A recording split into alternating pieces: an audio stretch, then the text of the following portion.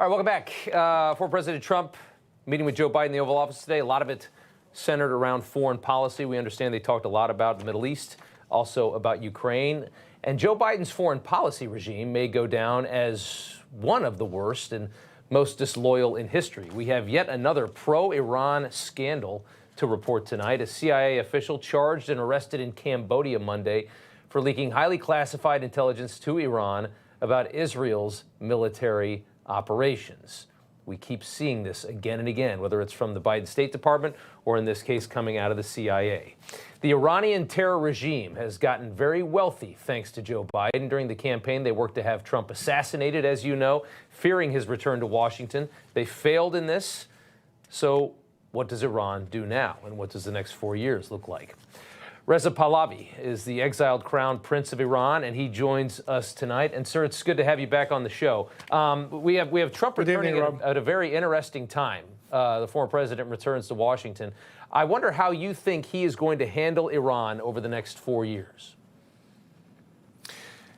Before we focus on a second term, I would like to indicate in a general picture what we have witnessed over 4 decades being the attitude and comportment of the regime.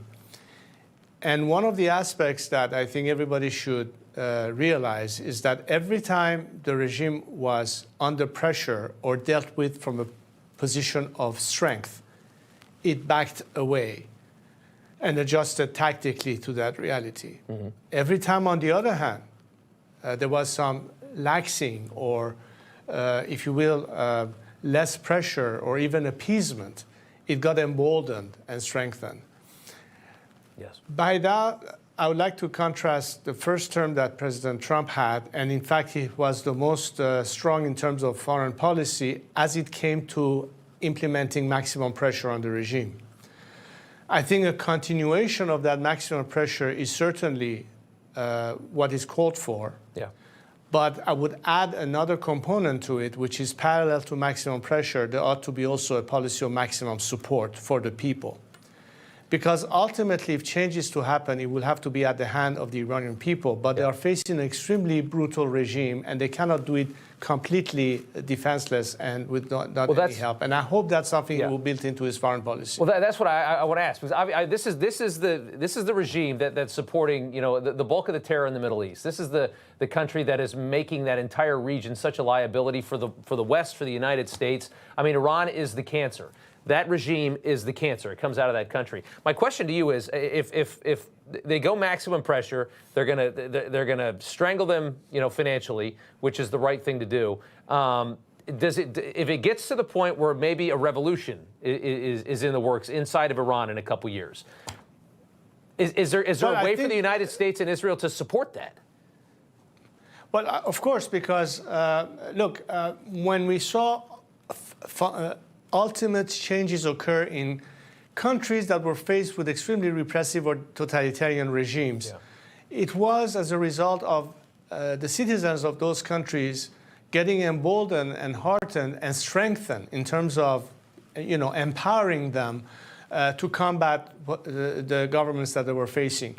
I think we saw the example of it in Poland with Lech Walesa. We saw the case of South Africa and Nelson Mandela. And as a result, I think every time people are empowered, they become the alternative beyond the status quo. Because I think one of the problems we have had in 4 decades is that there was a flaw in the overall foreign policy of Western governments dealing with this regime, because it was all based on an expectation of behavior change. And why, just not to cut you off, but why is that? Why is it that they can't understand? This goes all the way back to, you know, to Carter. I mean, this goes back 40 years. They think that if they're nice to Iran and they make the regime wealthy, that will get to the people. What amount of the wealth that Iran has received in the last 3.5, 4 years? How much of that has actually gotten to the Iranian people?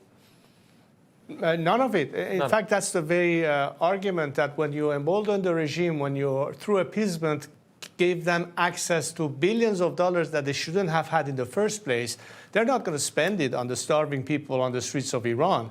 They're going to spend it on their proxies, and it's not surprising that as a result of that strengthening, you have an October 7th type. And why is it that our government can't figure that out? Why is it that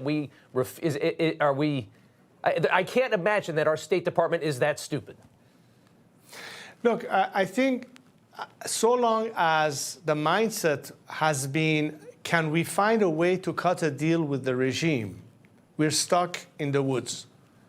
But if we begin to understand that the solution to the problem ultimately is for this regime to be no longer there, then you start thinking of an alternative beyond the status quo. But this paradigm has to occur. Trump's not going to start a war with Iran. I mean, that's not his way. So I guess my question is, I would love to see this cancer removed.